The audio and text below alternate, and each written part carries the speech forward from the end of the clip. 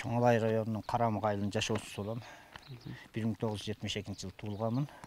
Ушул 49 жылдан бери ушул айылда жашаймын. Ушул жерде биздин балалык чагыбыз мына Унжу булак, Заранкокту, Рават деген жайлоолор бар. Ошол жерде биз жайлоолоп келгенбиз. Ушул жердеги айыл аксакалы менин таятан болгон Темиров Паяз деп ошол киши ал жерде жайытта дыйканчылыгын эгип, картошка, буудай түшүмүн алып жүргөн. Союз мезгилинде де. Биз кийинки акыркы союз эгемендүүлүк алгандан бери бул жактарда Заранкоктудан Унжу булактар толук бизге карап турган, мына тескей жак жайлоолор дагы толугу менен биздин эл пайдаланып турганбыз. Биздин акыркы 10 жылда дагы Унжу булак Кыргызстанга карайт деп жүргөн биздин жергиликтүү бийлик, биздин өкмөт ушул жергиликтүү бийликтердин айтуусу боюнча ушул жерлерди жайлап жүргөнбүз.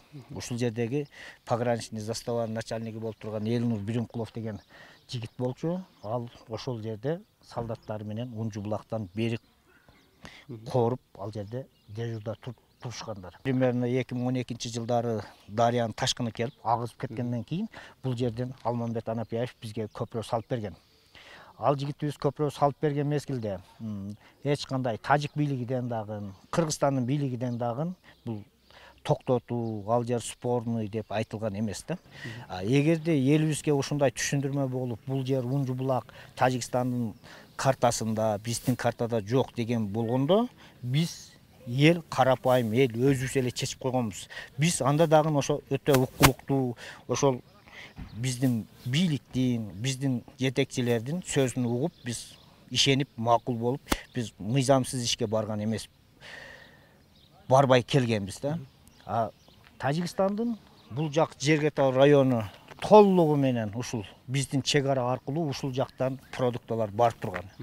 Толугу менен барып турган. Биздин көмүрүбүз, бензин, соляркабыз, продуктабыз ушул жактан, каттоолор ушул жактан болуп турган.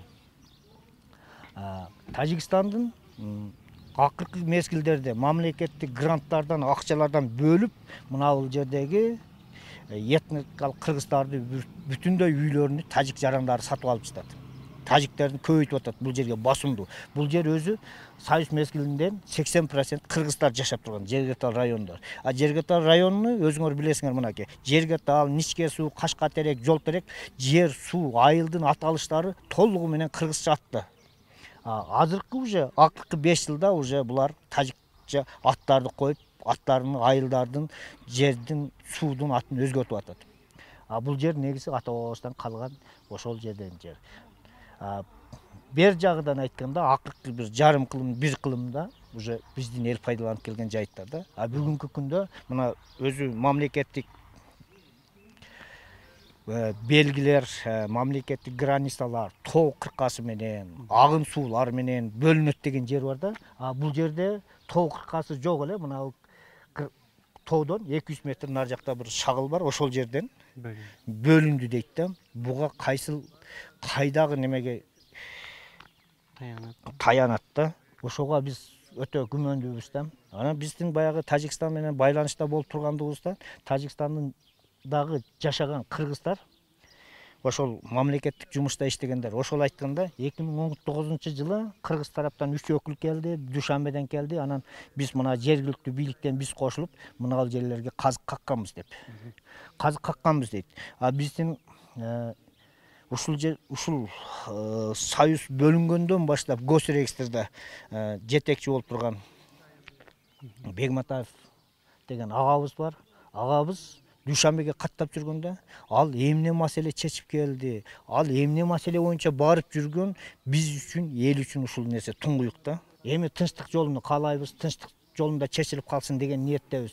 Бирок биз кыргыз эли, биз Чоңалай эли, Алай эли Унжу булактан бер жакты бербейбиз. Биз ата бабаларыбыз кан төгүп келген. Жер бербегенге аракет кылып келген.